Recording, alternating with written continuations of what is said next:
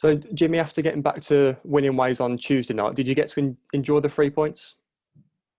Yeah, I think you always enjoy a win and 3 points, regardless of how they come. I think it gives us a chance now to maybe settle a few nerves, and it's never nice to lose back-to-back games, and hopefully that 3 points will settle us down and a little bit of a break from our league campaign with the trophy coming on Saturday. I know you weren't totally pleased with the performance, but to get back to winning ways, was it important just to do it by any means?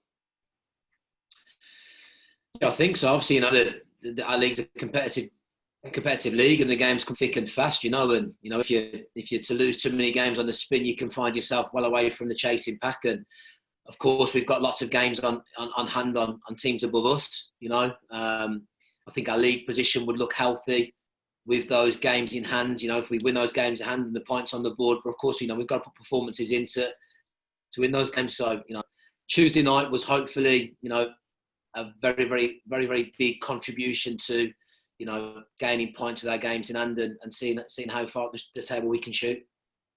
We spoke about Kyle Hudlin's goal after the game, but to touch on James Ball, obviously he scored 3 and 3 now, and is it almost a bit underrated how much of a goal threat and presence he can be from midfield? Yeah, he's obviously, his physicality causes teams problems, and in both boxes. So he's a massive asset to the starting team because of that physical presence he brings in. He's also technically very good and he can run, so he's got a little bit of everything, James. And as you quite rightly said, then he scored 3 and 3 now, and all three different types of goals. What a header from across, one where he's pressed and he's nicked, and the one on Tuesday night, a little bit of second phase and a little bit of anticipation with a good clean strike. So, hopefully he can keep contributing to the team positively and keep chipping away and scoring goals. And that's important, isn't it, given that we've lost, obviously, the goals that Adam Rooney brings, and Kyle and Cameron are still learning. So to get the goals from the likes of Bowley, Joe Sabara and Ozzy from midfield, it's important to spread the load. Yeah, I think if you look at the makeup of our team, really, we would like a greater contribution from our tens with goals. I think Bowley scored 3. I think Ozzy's in around the same number. Joe Sabara's in around the same number. Wardy's played in that position and scored. So I think we're reliant on not just our number 9, but the 10s that are playing behind them, the wing backs. I'm going to be a little bit more demanding from the wing backs in terms of how much end product I want from them and their numbers in terms of crosses, in terms of shots, in terms of assists, being in the right area and sitting off the far post, etc. So we need our front 5 if you're going to break the team up in the system in that way. Our front 5 to be key contributors into us creating chances and scoring goals. And obviously James falls into that category, and number 9's fall into that category. You're quite right. We've obviously got 2 very, very young, inexperienced number 9s. One who's come through a fabulous program at Aston Villa, and one that's come through a grassroots model. So it is currently a big ask on those 2 young men, to be the talisman and be the one who contributes to scoring goals, and to be heavily reliant upon them. So we need to have that reliability of players in and around the squad. So moving on to Farsley, it's an interesting tie because obviously they're in good form, unbeaten in 6, and having won their last 4, do they almost come into it with not a lot to lose? 100%. I think whenever you're going into a cup competition and you from a level down, a league down, you're always probably will class yourself as the underdogs. Coming to the Moors, I think anybody that comes to the Moors in this current climate, you come and look at a good playing surface, wonderful surroundings. I know there's no fans in there as yet, but it's a nice stage to play, and no doubt they'll be coming and doing the same. And they're a very, very good team. They've got some good players. They play a good brand of football, a good style of football. They're very, very forward thinking. They have a real threat in around the final third, and they've got a bit of strength in there as well. They've got some players in there that have got some hardened football league experience and non-league experience. And as you said, then they're in bang on form in their current climate in the world that they're living in, and they'll be coming with an underdog mentality and trying to have an upset 100%.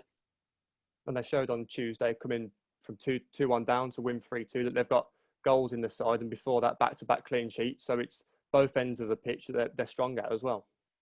Yeah, they are a strong outfit. As I said, they've got a real threat in the final third, but also they've got, some real, what I would call out and out defenders, who will put bodies on the line, will get into line and block, will challenge aerially and look to contest, and they regroup to shape very, very well and get a lot of body on the ball. So they've got a little bit of everything, to be fair to them. And obviously I know Russ Penn at Kiddie, and I spoke to Russ and communicated with him. They're a good outfit, and we've got to be bang on it. And if we want to progress in this competition, we've got to make sure the mentality is right, which we will control inside the football club, and we've also got to expect that they are a good team. They are in form, and they've got some very, very good players. So, we've got bare minimum. We've got to make sure we match their fight, determination, and their willingness to win the game. How do you approach it in terms of, I guess, squad selection? Because there's a big pool of players for you to select from, isn't there? We have, yeah. And that's when the lads, start returning back to fitness, and the numbers out on the grass day in, day out start to increase. Obviously, that becomes a greater challenge, but at times a nice challenge for me and the staff in terms of, right then, who do we think best fits the starting 11 today?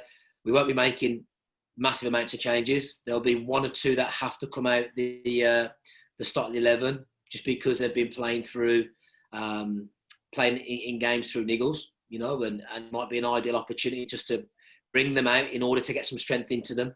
And there'll be one or two coming out, because of underperforming, and that's part and parcel of the game. But we won't be utilising this cup competition to make wholesale changes and bring 5 or 6 who have gone at it, near enough every game, and utilise the squad. That won't be happening. We want to progress in this trophy. We want to win.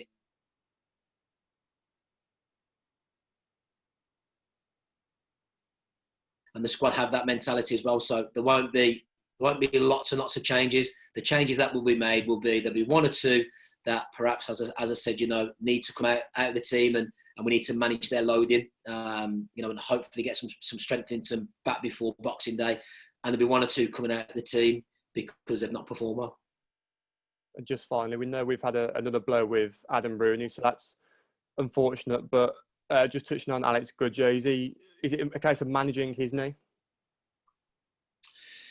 Yeah, so Goodger had some reaction from the Hartlepool game with swelling, and we've rescanned.